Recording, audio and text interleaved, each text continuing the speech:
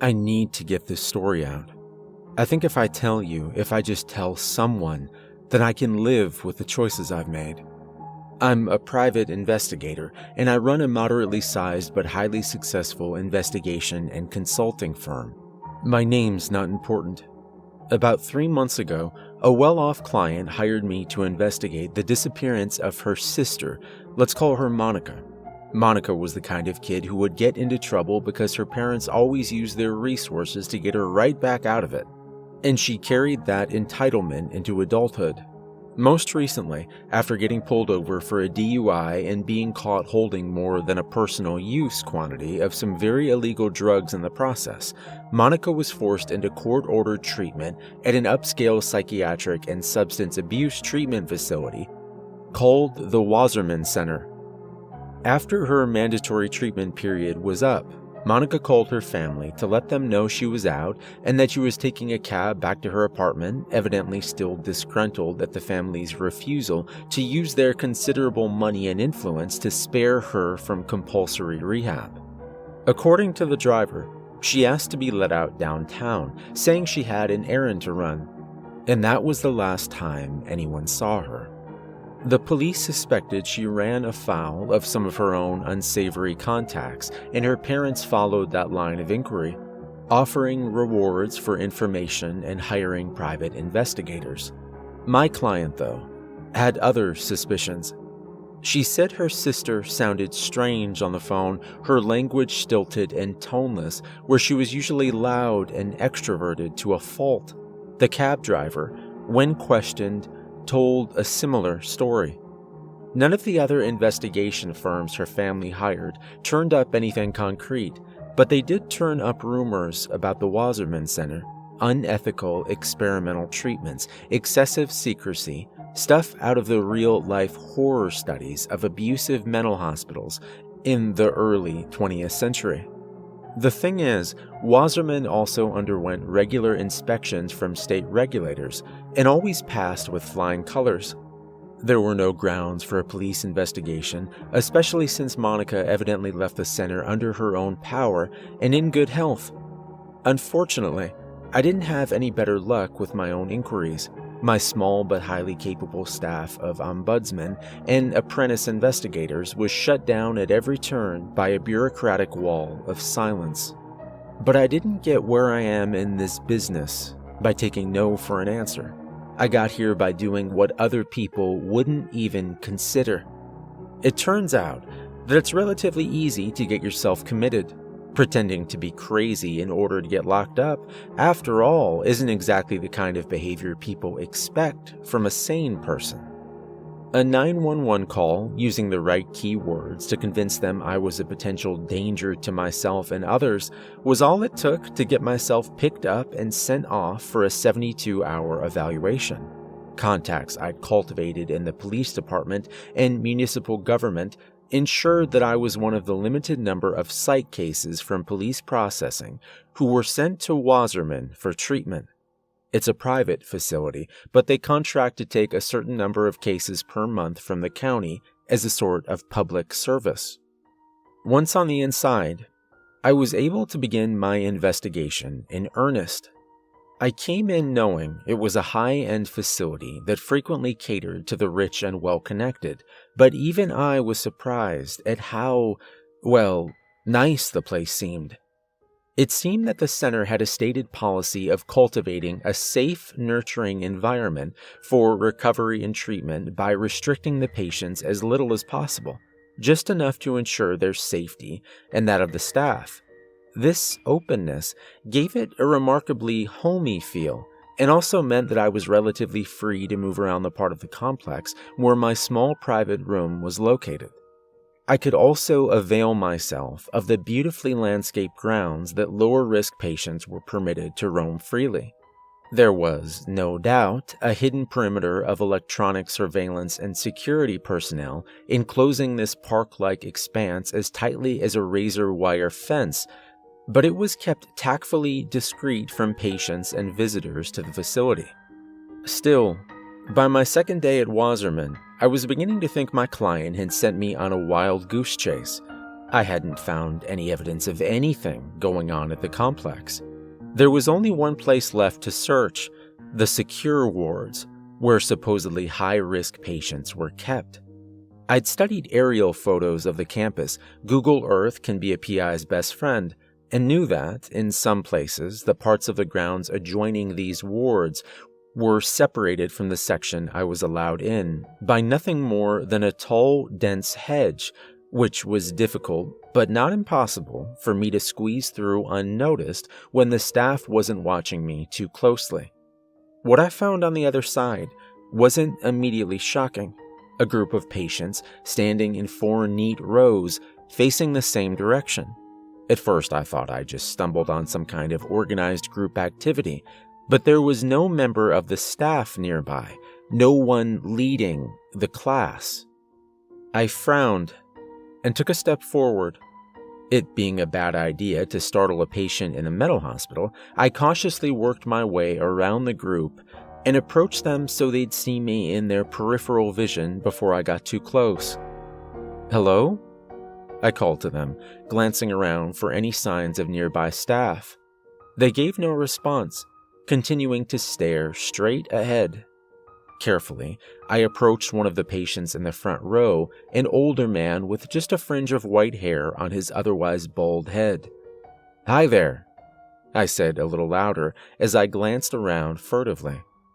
He slowly turned his head to face me, and as I saw his face, I recoiled in shock, a chill running down my spine. Hi," he replied, haltingly, blinking slightly puffy and discolored lids over unfocused eyes. I'd seen faces like that before, in photographs, when I was researching the history of abuse at mental health facilities in preparation for my investigation at Wasserman. The man had 2 black eyes, but not the kind you get in a fistfight. This was the telltale bruising that forms from the insertion of a sharp surgical probe under the eyelids and into the brain through the roof of the eye socket during a transorbital lobotomy. The elderly man with the bruised eyelids said nothing more to me, turning just as slowly back to facing front after a few seconds. As I scanned the slack, vacant faces of the patients standing in their neat rows, I noticed 2 others with similar discoloration, and one more with bruises that were almost faded. Judging by the docile and transfixed behavior of the entire group, I suspected the ones with bruising were just those who'd had the procedure most recently. They'd performed the procedure on all of them. Mass lobotomization was supposed to be a thing of the past, a dark chapter in medical history. But judging by what I saw here, it was very much alive at the Wasserman Center. I pulled out the tiny digital camera I'd smuggled into the facility with me and snapped several pictures of the patients.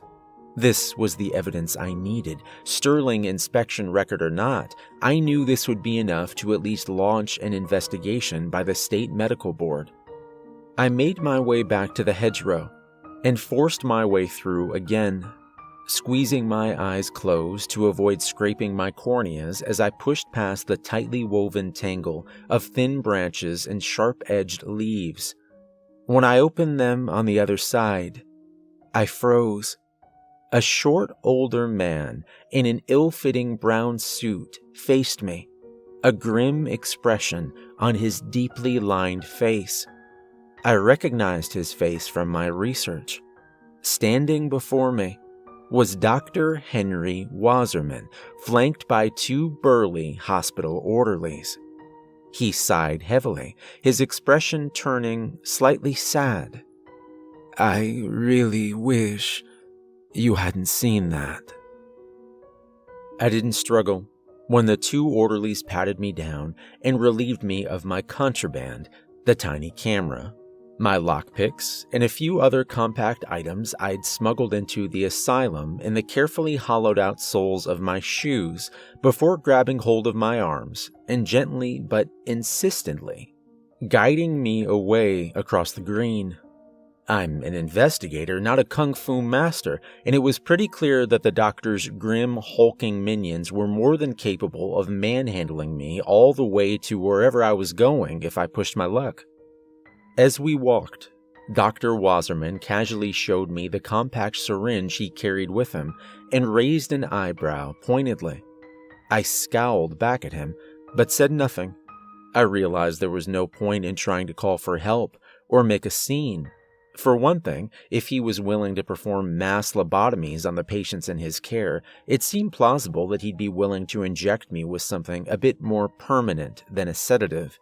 Even if it was just a tranquilizer, I rated my chances of getting out of this a lot higher if I remained conscious. "Please secure Mr. Bly in room N2 and keep an eye on the door. I'll be along to join you shortly." Wasserman ordered his goons as we re-entered the center through a small side door. Me and the two orderlies parted ways with the doctor and headed down a long, narrow corridor. I hadn't been in this part of the center, leading me to conclude that we must be in one of the secure wards I'd been unable to access earlier in my investigation. "Look, you don't have to do this," I murmured softly to the pair of giants clad in scrubs. "My name is Nelson Bly.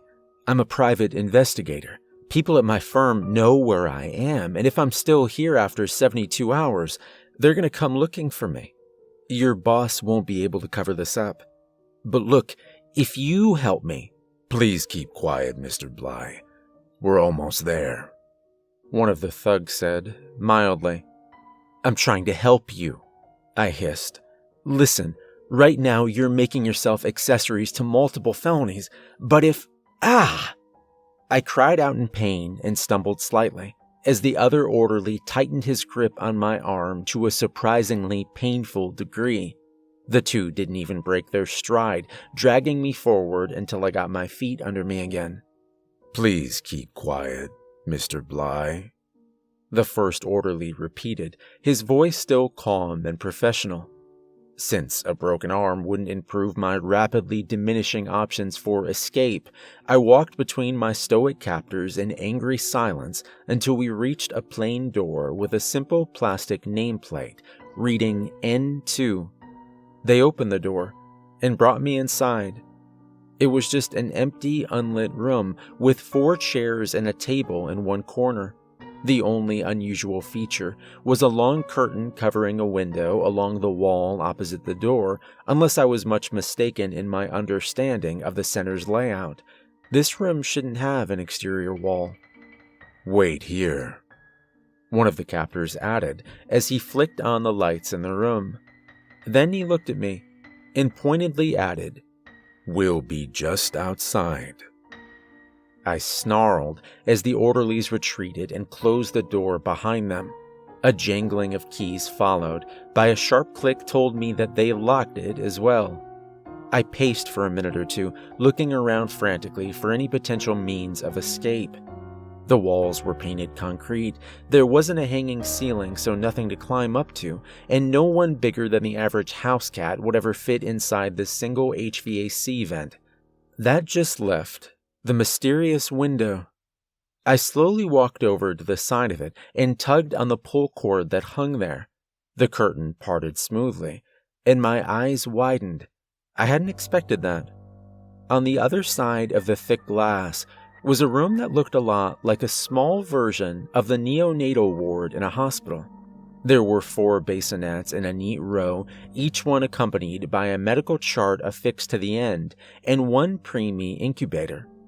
At the end of the row, a woman dressed in the loose-fitted sweats that were the patient uniform at the Wasserman Center sat in a large armchair, smiling faintly down at the small bundle cradled in her arms. The child the patient held immediately drew my eyes. It looked off. Its eyes were small in proportion to its head, which itself seemed misshapen, narrow at the top and broader in the jaw than an infant should be. The baby's nose was also sharply upturned, and its tiny ears seemed strangely flattened against the side of its head. I glanced at the other bassinets and drew in a breath, sharply. They were deformed as well, though in more pronounced ways than the child the woman held. I won't get into the details, but there were things deeply wrong with the children. God in heaven, I breathed. What the hell kind of experiments have these bastards been doing here? I turned my attention back to the adult female patient who held the oddly proportioned baby. Even if the children were experiments, why would Wasserman be allowing mental patients to handle them, unsupervised? I tapped cautiously on the glass to no response, and then again, slightly louder. The woman heard it this time, and I realized two things as she slowly looked up from the child, glancing vacantly around the room. One, she clearly couldn't see me. The glass must have been a one-way mirror. And two, I recognized her. It was Monica, the woman whose sister sent me here to investigate. My guts clenched as I realized the patient's identity and what had been done to her. With her head raised, I could see the faint shadow of faded bruises around her pale blue eyes. She'd been lobotomized, just like the patients in the grounds. I stiffened suddenly as I heard Dr. Wasserman's voice from behind me. I hadn't heard him enter. "Tell me, have you begun to understand yet, Mr. Bly?" I turned to see Dr. Wasserman entering the room and closing the door behind him. He carried a sheet of manila folders under one arm.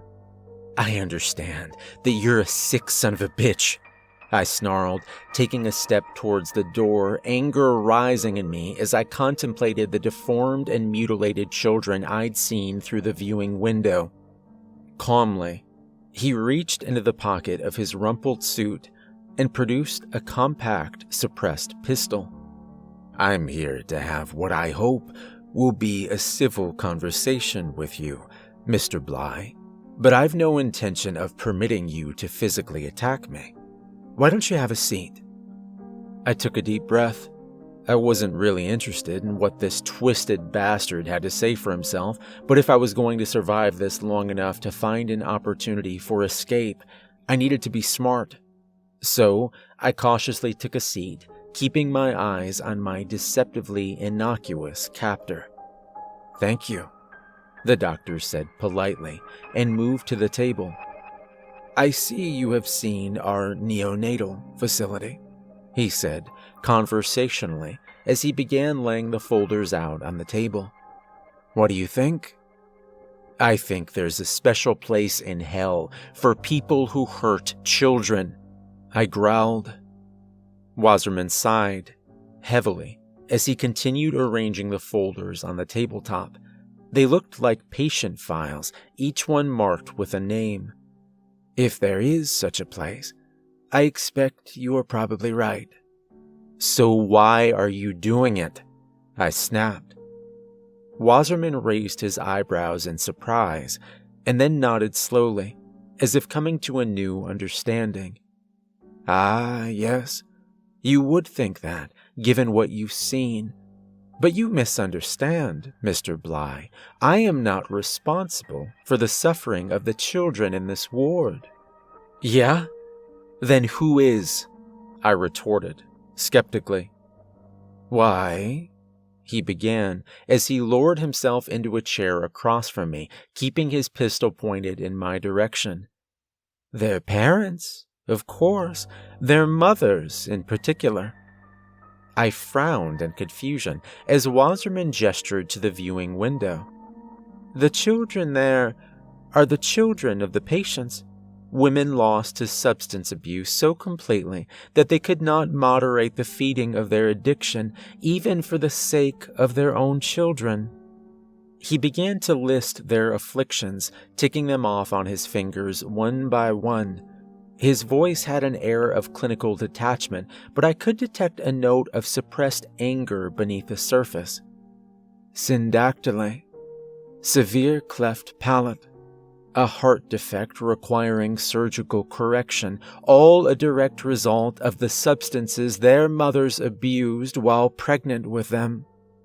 I was beginning to understand. The child Monica's holding in there, her son, Wasserman confirmed. Tanner has one of the worst cases of fetal alcohol syndrome our pediatric specialist has ever seen. The external, physical signs are quite evident, of course, but only time will tell us the full extent of his mental and physical impairments. But Monica is a special case. How so? I asked. The mothers of the other children were alcoholics or drug addicts. Monica, in truth, is neither. Her disease is something else entirely, Wasserman explained. Specifically, it is a disease of evil. You can't be serious, I replied. I am quite serious, Wasserman affirmed without missing a beat. You see, Mr. Bly, many years ago, when I was in medical school, I was part of a small, I guess you might call it, a study group. This group's particular interest was the philosophy of medicine, and it was there that I first heard a fellow student broach the subject of a theory he developed while studying epidemiology. He believed that evil itself might be best understood not as an ephemeral philosophical concept, but as a disease. I'm not sure I follow, I admitted cautiously. Evil, according to this theory, is a disease that spreads in a predictable fashion, the doctor explained, from person to person through acts of evil. You have doubtless heard, for example, of how most of those who abuse children were abused as children. It is as though they were infected by the very evil that victimized them, which grew and festered inside, and in time pushed them to pass on the infection to others. That is one example, but far from the only one. So what? That's your treatment? I asked, gesturing to the woman on the other side of the window, still staring in vacant contentment at her deformed baby. Someone's evil, so you scramble their brain, and that makes them good. No, the doctor replied, shaking his head. The power to make men good is something, I think, that will remain forever beyond the reach of medicine and psychiatry. What I do is not a cure. It is more a form of quarantine. I cannot cure them, but I can deprive them of the ability to spread their disease. Cut off the hand of a thief so he can't steal anymore. Is that it? I challenged. Certainly not, Wasserman replied with surprising vehemence. Maiming thieves, castrating rapists, such barbaric acts are evidence of the disease's spread, not its containment. The aesthetic foundation of the value of human life in society is the inviolability of the human body, regardless of the evil ends a body may have been put to. It is invariably less evil to simply kill someone outright if you truly think them worthy of such butchery. Replacing death with physical mutilation is either vindictive cruelty or moral cowardice, both of which lead only to evil in the end. But you would maim the human mind, I pointed out. You're lobotomizing people. Not as such, he objected mildly. Transorbital lobotomy, for all that it was performed with a sharpened probe, was a blunt instrument in terms of its effects. We now know far more about the functioning of the brain than we did in the days when that procedure was common. The outcome is similar, I grant you, but the methodology is far more refined. He opened one of the folders on the table and slid it towards me. It contained an illustration of a small electronic device with long filament-like wires extending from it. An implant, not unlike the brain implants used to control epileptic seizures. Only, instead of electrically disrupting abnormal brain activity at the onset of a seizure, our devices use minute electrical impulses to constantly disrupt brain activity in the frontal lobe. It can be precisely tuned to the needs of the individual patient, and the intensity of the impulses varied according to the severity of the disease they are infected with. He smiled wryly, gesturing in a manner that was rather unsettling considering that he was holding a pistol. It turned out that the most efficient method for implanting the device's probes was via transorbital insertion, which produces that characteristic bruising, unfortunately. I stared in disbelief at the diagram on the table. It seemed like science fiction, but then I had heard of the seizure-controlling implants the doctor described. That much was true, and in a way, it was easier to believe than the seemingly reasonable and conscientious little man seated across from me, regularly scrambling his patient's brains with an ice pick. The smart thing would be to go along with it, pretend to sympathize with him, but somehow I didn't think I'd be able to deceive Wasserman like that. He might be crazy, but he wasn't stupid, and I got the impression that his profession gave him uncommon facility at sussing out a liar. I shook my head. Doctor, I can accept that maybe you really do have good intentions. Maybe this really is a kinder, gentler lobotomy. But that doesn't give you the right to do this to people. Is it really for you to decide who's evil and who's good? He shook his head. A false dichotomy there, Mr. Bly. One doesn't have to fully comprehend good to recognize the disease of evil, at least in its most acute forms. He opened another file, which I saw was Monica's. As I mentioned before, Monica was not an alcoholic. In fact, she was extremely high-functioning and intelligent in how she managed her abuse of various recreational substances. She never took excessive doses and cycled between a wide array of different narcotics to avoid developing tolerances, which doesn't stop it from being self-destructive in the long term, much less an embarrassment to her wealthy parents. They threatened to cut her off if she didn't seek treatment on more than one occasion. They also refused to use their influence to spare her from court-ordered rehab when she was arrested for a DUI while carrying a large quantity of illegal narcotics, which is, of course, how she first came into our care, Wasserman said as he scanned the file. I don't see how that. She knew that eventually her parents would have made good on their threats to separate her from the family fortune, and hence from the lifestyle she'd become accustomed to, Wasserman continued, cutting me off. As we learned from independent inquiries, as well as various discussions with the patient, which Monica naturally understood to be protected by doctor-patient confidentiality, she came up with what she regarded as the perfect solution to her problem. Besides her more recreational pharmaceuticals, Monica also had a prescription for birth control pills, which she was generally fastidious about taking.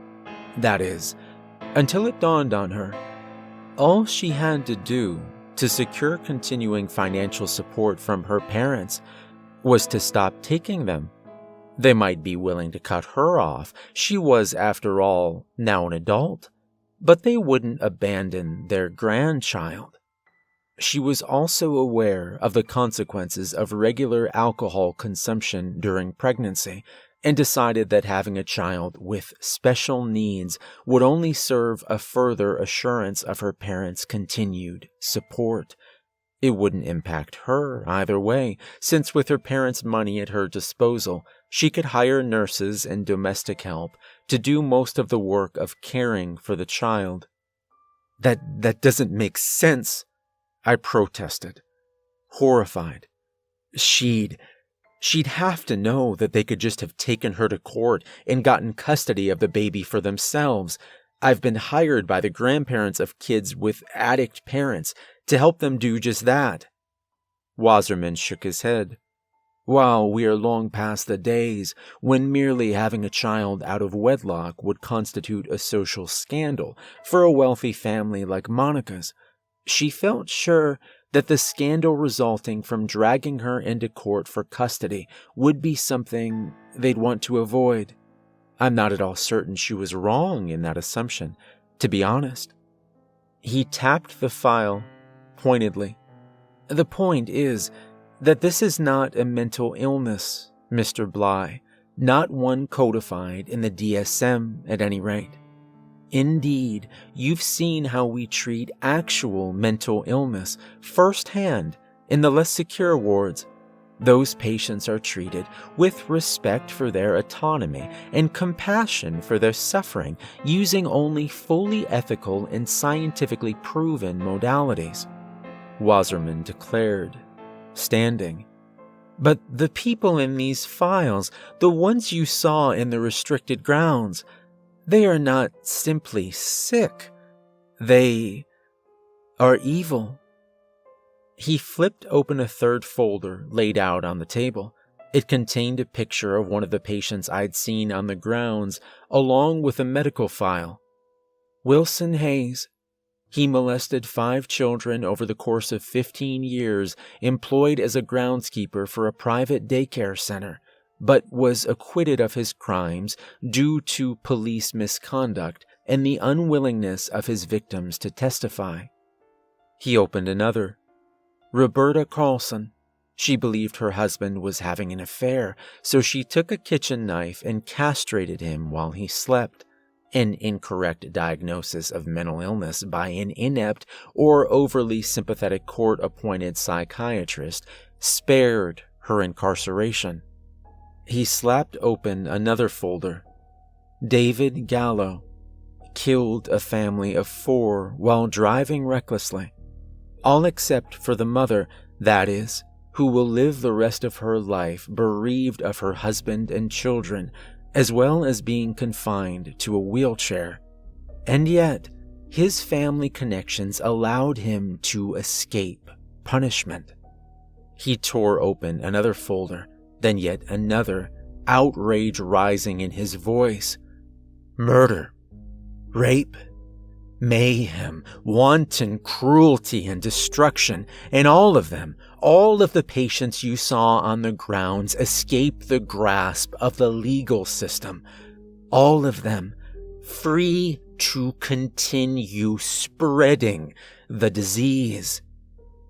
I sat in stunned silence as the doctor took a deep breath and composed himself once again. If there is a God, Mr. Bly, I am most certainly not him. I know this. Perhaps I have no right to do what I do. Perhaps I cannot make evil men good. But I also know that I can stop them from spreading the disease of evil to others. He said, his brow furrowed as if in pain. And if I can, then I must. Like the doctors who finally apprehended the infamous typhoid Mary, an immune carrier of her disease, and permanently exiled her to a quarantined island. I can mitigate the disease simply by removing the worst cases from the equation. He turned to the window, where a gently smiling psychiatric nurse was coaxing Monica into returning her baby to his bassinet. Her vague, vacant expression turned slightly distressed as she reluctantly handed her son back to the nurse. Then she bent down and placed a gentle kiss on his misshapen forehead. The doctor smiled, sadly.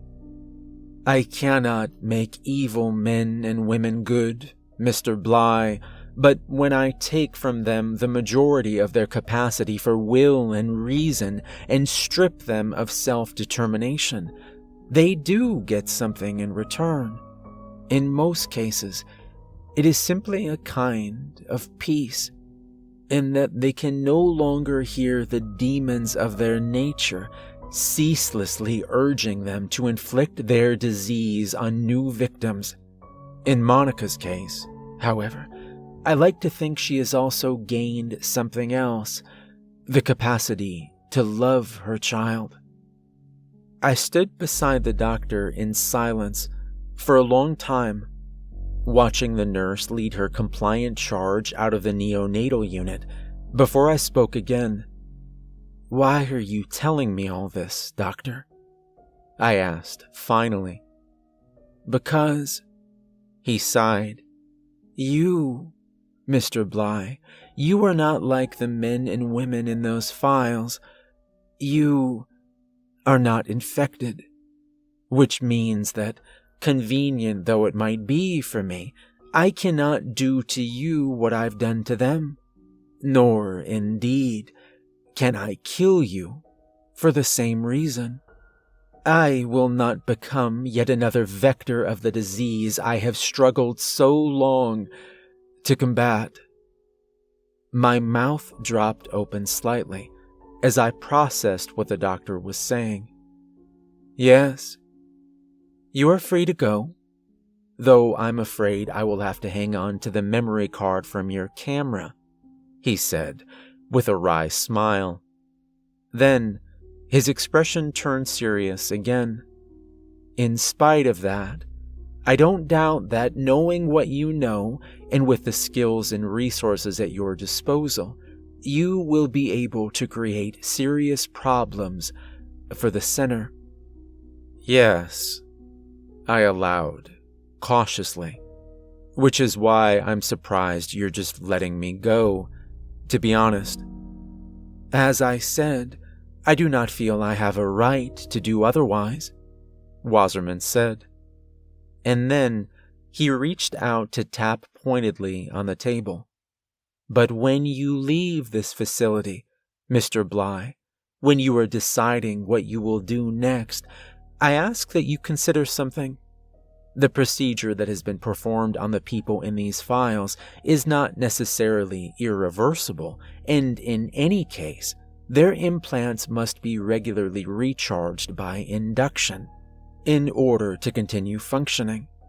If this facility were to cease operation, if those confined here were to be rescued by the authorities, well, in time, they would regain their mental faculties and return to what they were before.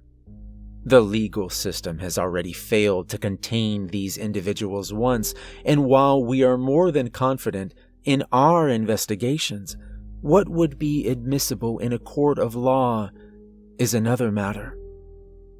I looked over the files spread out on the table, contemplating the atrocities enumerated in each one, the evils perpetrated by each of the electronically lobotomized patients, and a chill ran down my spine as I imagined them walking free. "The question you have to ask yourself," the old man continued, solemnly, "is not simply whether or not you should try to destroy what I've built here. You must also ask yourself if you're willing to throw open the gates of hell in order to do so." Then, without further conversation, Dr. Wasserman collected his folders and bid me farewell. The pair of heavy-handed orderlies that had apprehended me escorted me quietly back to the non-secure ward, from which I was discharged shortly thereafter. And that's the story of how I infiltrated the Wasserman Center and discovered the secret behind Monica's disappearance. Dr. Wasserman didn't give me a chance to ask him about it, but it wasn't hard to deduce how the illusion of Monica's departure had been created. They'd simply had Monica herself make the call to her family after coaching her on what to say. Then, they most likely had a staff member with a similar enough build and experience hire the cab to take her downtown using Monica's credit card, where she then disappeared into the crowds before making her way back to the center. Cab drivers see thousands of people in passing, even if he was shown a picture of the real Monica. There's little chance he would have noticed the difference when he was questioned about it later. That's it. Like I said at the beginning, I'm telling you this because I needed to tell someone. The names have been changed to protect both the innocent and those I can't bring myself to pass judgment on. The official result of my investigation, in brief, is as follows. Despite a few spurious rumors to the contrary, the Wasserman Center is exactly what it appears to be, a perfectly fine and efficient facility dedicated to treating the mentally ill, and far ahead of the curve in terms of compassionate care and a respect for patients' rights. Though it is always discouraging to follow a seemingly promising lead to a dead end, the fact is that wherever she may be, the fault for Monica's disappearance does not lie with the center.